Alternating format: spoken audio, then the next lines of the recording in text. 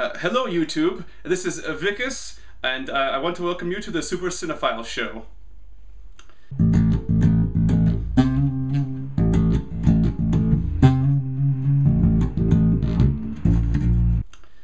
What's up everybody, happy Halloween to you all. Hi. If you can't tell what my costume is, you should be ashamed of yourself because you should have already seen this movie. But if not, you need to go home and watch District 9 right now before you even watch the movie of the week this week. Okay, so today we're going to talk about some current events like we did last week. Kind of what I want to do first is kind of do a follow-up on last week's story about The Hobbit. Some interesting stuff has happened within just a week. I guess in light of the fact that the ban that the unions were putting on the film were lifted just before they announced that they were not going to shoot the film in New Zealand, Peter Jackson decided that he wanted to really work to keep it there because the WB Warner Brothers executives were going to be showing up. Well, they showed up on Monday, and I think to quote Jackson, he said that he wanted to fight like hell to keep the film there in New Zealand because he really did want to make it there. He just didn't want to, you know, deal with the hassle. And I think it probably might have more been a thing that he knew that how Warner Brothers would react to the ban or to the protest, and so they fought really hard to keep it, and apparently they are going to keep it there now. Change that quickly. I guess that's what you could expect in the film industry, to have things change that quickly. But interestingly enough, some people, I guess there's more controversy in the decision to keep it there. Because one of the conditions, or one of the things that Warner Brothers did in order to, I guess, ensure them that they would keep the film there, was they said that they needed to reform their legislation in New Zealand in order to be more friendly to places, people like Warner Brothers, essentially. And so they passed a law really quickly, almost kind of like you'd see something passed here within the last couple of years. Just where they made it so that it was a whole lot more difficult for people to unionize in New Zealand for the film industry. And I'm not sure about any industry, or I'm not sure if it's just any industry or if it's just the film industry. But essentially what it is it encourages people to be independent contractors while working on a film, rather than be employees who then can unionize. Because I was reading that it's very difficult for independent contractors to unionize in New Zealand. So people who are anti-union are very happy about this, but people who are pro-union and a little upset that an American company came in and I guess toyed with their laws in the country. They're kind of steaming about this. So I guess, you know, it's kind of a give and take kind of scenario. Some people are happy, some people aren't. Among the happy people, obviously, is the Department of Tourism and Travel. They love the fact that another film is going to be highlighting New Zealand. It's going to bring more tourism, because I guess Lord of the Rings did quite a bit for them in the first place. Yeah, so I mean, that's kind of what we're looking at right now, as far as that story goes. But it is going to now be made in New Zealand, but stay tuned, it could change just like that. But I'm pretty sure with the conditions the way they are now, it's going to stay. As far as greenlit movies go, there's actually quite a few that are kind of exciting, or, you know, depending on what your interests are.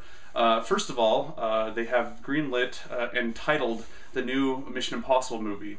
And apparently, according to Tom Cruise, he doesn't want it to be called MI4. He's very adamant about the fact that he didn't want this franchise to be something that would be labeled with a number. And so he wants to call it Mission Impossible Ghost Protocol. I mean, it's a pretty decent name. I like it, but I don't know if they'll ever get rid of the whole entire MI, you know, it's always been MI2, MI3, and I'm sure that this will still be called MI4 among people as a colloquial term for the film. And it wouldn't surprise me if, you know, Tom Cruise is trying to fight against that being the working title, but still the people working on the film are probably still calling it that. So anyway, take it for what it's worth. Let's see what else. Oh yes, they have now titled the new Batman film. It's going to be called The Dark Knight Rising, and I believe all the same people are coming back. You know, they're going to have Christian Bale as Batman. They're going to have Michael Caine as Alfred. They're going to have Gary Oldman as Commissioner Gordon. So, you know, they're going to have some usual people. The only new person I've heard of, and I think it's rumored, is, and I should have my notes here, but I don't. It's a character by the also name of Harvey. It's not Harvey Dent, but it's also by the name of Harvey. So, he's supposedly some sort of detective that got kicked off the force, and I'm not sure exactly what role he plays. Probably some of you more Batman fanatics know more about it than I do. Okay, and lastly, but not least, for some of you, you probably think this is awesome, but for people like me and maybe a few others, you're probably just kind of, you're probably not too happy about it just because you weren't that excited about the first film, and that is the film I'm talking about is Avatar. They just announced that they're going to release Avatar 2 and 3 in 2014 and 2013 or 2015 respectively. And so I guess if you liked what James Cameron, if you liked the world that James Cameron created, and you're excited about this, then this should be something that you can look forward to. But my experience was I wasn't all that impressed with the film. I thought it was a bunch of spectacle, not enough story and actual human experience. I mean, there's some good stuff in there, but there's just some things that I thought that they didn't earn my my suspended belief in some aspects. And it wasn't so much the world, because the world I thought was amazing. They did a great job with that. But just the way the characters developed, especially Jake Sully, his transition from being this very subordinate soldier to this completely insubordinate person who could then lead the army of Na'vi against this highly trained military force of humans. But in the end, it was a Deus Ex Machina. I'm not sure if I said that right, but that's probably the biggest thing that pissed me off about that movie. Was it was like an epic struggle, an epic battle, which I thought could have been directed much better, could have had a better escalation, done much better, like in the way that George Lucas does Star Wars battles, or even Lord of the Rings, which I think is probably one of the best battle sequences out there, with how it escalates and develops and all that. But instead, it was just kind of chaos, and then in the end, the god spirit, whatever, of Pandora comes and saves the day. And so it's almost like this classic type of mechanism that you'd put in storytelling for back like in the Renaissance period, like in Tartu for any of the other films, or sorry, not films, because they didn't have films back then, plays. Yeah, so take it for what it's worth.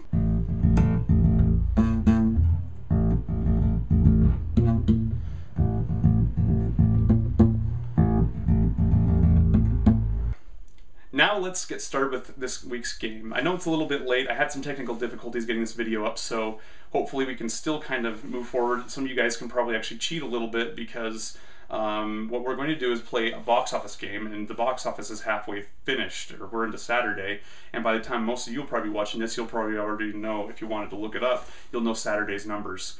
As of now, we know what Friday's numbers are going to be, but I'm still going to report the box office numbers and guess, I guess, what I think that this weekend is going to turn out to be. So in a sense, this is sort of like what you'd see on Box Office Mojo as the Box Office Derby.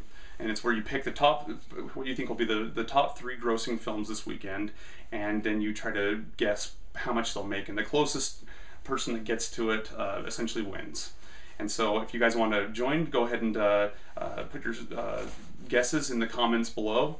And we can go ahead and I guess start participating, and I'll announce the winner next week. But we definitely need people to participate, because lately we haven't had anybody making comments below. So I really encourage you to participate by commenting below, and also get your friends to join so they can also join in the fun too. So this week, as far as my box office derby predictions go, I chose Saw 3D as number 1. Now, it's kind of a precarious situation for Saw 3D, because it is a great franchise. It's a strong franchise. It always does really well. But it's going up against a pretty successful Paranormal Activity 2, which came out last week, but it got lots of great reviews, and there should be lots of return viewers and also people who have recommended it to their friends who are going to go watch it again. And so so I'm picking Saw 3D for the first one. I think it's going to make around 35.5 million. I just think the fact that it's a strong franchise, and a lot of people are banking on it. Plus the 3D money from the higher priced tickets are also going to kick in there as well. So like I said, 35.5 million for that one. Paranormal Activity, I'm guessing, is going to make somewhere around 18.8 million. And in third place, I picked Jackass 3D to make around about 10.3 million. Now, I have looked at the Friday box office so far. I'm going to stick by mine because I chose it before we started all this and I knew the other numbers. But it looks like Red is beating out Jackass 3D right now. And I have actually gone to see that film, and I actually highly recommend it. So if you go see any film, if you're not in the mood to watch a horror film, go watch Red.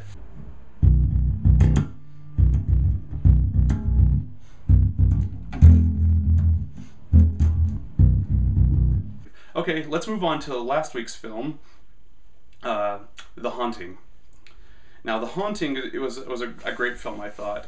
It was a ghost story told very well by Robert Wise. There's lots of really great things working for it. It's very difficult for a viewer from my generation to follow a lot of these films, and I can understand people's disdain or reluctance to want to watch classic films just because the pacing is so much more different in these older films. And while, you know, I was certainly paying attention to what was going on and I really liked the story that was being told, just the pacing is very different. There's not so much cuts as you would see nowadays in a film. It's more camera movements. And they work just as equally well, I think, to tell the story. In fact, I wish we would retain some of that some of those old great techniques where we use more camera movements rather than edits to tell a story. In fact, I thought it was really great how they did handle the camera in this movie, because I almost thought it was out of Greg Toland's textbook. Not that I know if he has a textbook or anything like that, but I just thought a lot of camera movements, a lot of shots, a lot of deep focuses and different things like that really looked like it was something out of his playbook. So anyway, I really liked the camera movement. I thought that they were able to use that really well, and really they were able to just use the raw materials altogether. I mean, they weren't privileged enough to have the same kind of technology that we have today, where you can use CG effects or anything like that. They really just had to go off of the materials that they had on hand, which was lighting and camera work, and I thought they did a really good job of utilizing that to be able to make a great film. And lastly, what I really liked about this film was that they were able to be true to that old adage that, I guess it's not really an adage, that old, I guess, tried and true solution that, what am I trying to say here? That the best horror films are ones that never show you what you're afraid of. They are always good at alluding to it, or maybe using some audio or whatever to kind of make you aware that it's there, but it never they never end up actually showing it to you, so that it ruins the whole entire suspense of the thing. More often than not, just for human beings in general, we are afraid of that which we do not know or do not understand. And the more they keep us in the dark about it, but just leave us little tidbits of different things, that's what keeps the fear going. That's what really makes this film work, is that we don't know what it is that we're afraid of, but we know we're afraid of it.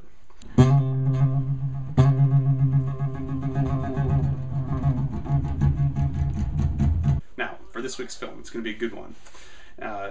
It just so happens that next Friday, when I post the next video, it's going to be the 5th of November, and we all know, remember the 5th of November.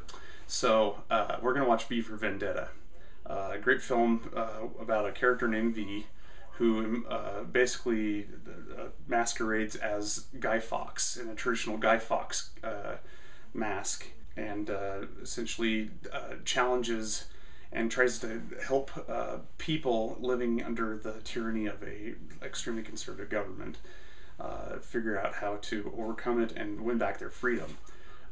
It's a really interesting story, the whole entire Guy Fawkes phenomenon. Apparently, for those of you who aren't aware of the whole entire Guy Fawkes history, he was a Catholic. I guess he was a very committed Catholic man in England who felt that Parliament and just the British government was being oppressive to him and his religious rights, and so he attempted to basically bomb Parliament, and he failed at it. But everybody still, in England at least, they still celebrate his attempt.